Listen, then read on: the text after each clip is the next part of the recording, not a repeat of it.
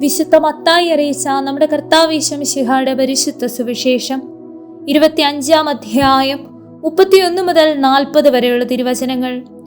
മനുഷ്യപുത്രൻ എല്ലാ ദൂതന്മാരോടും കൂടെ മഹത്വത്തിൽ എഴുന്നള്ളുമ്പോൾ അവൻ തന്റെ മഹിമയുടെ സിംഹാസനത്തിൽ ഉപവിഷ്ടനാകും.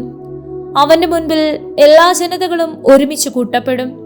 ഇടയൻ ചെമ്മരിയാടുകളെ കോലാടുകളിൽ നിന്ന് വേർതിരിക്കുന്നത് പോലെ അവൻ അവരെ തമ്മിൽ വേർതിരിക്കും. അവൻ ചെമ്മരിയാടുകളെ തന്റെ വലതുവശത്തും കോലാടുകളെ ഇടതുവശത്തും നിർത്തും.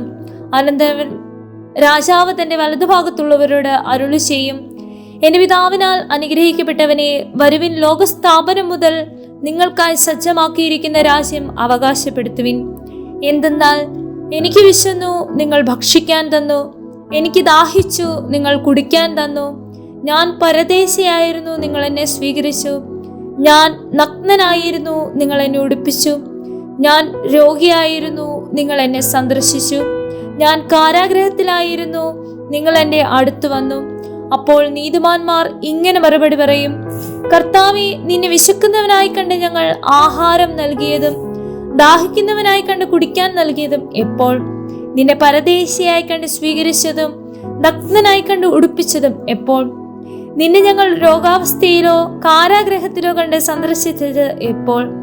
രാജാവ് മറുപടി പറയും, സത്യമായി ഞാൻ നിങ്ങളോട് പറയുന്നു, എന്റെ ഏറ്റവും എളിയ ഈ ദാസന്മാരിൽ ഒരുവന് നിങ്ങൾ ഇത് ചെയ്തു കൊടുത്തപ്പോൾ എനിക്ക് തന്നെയാണ് ചെയ്തു തന്നത്.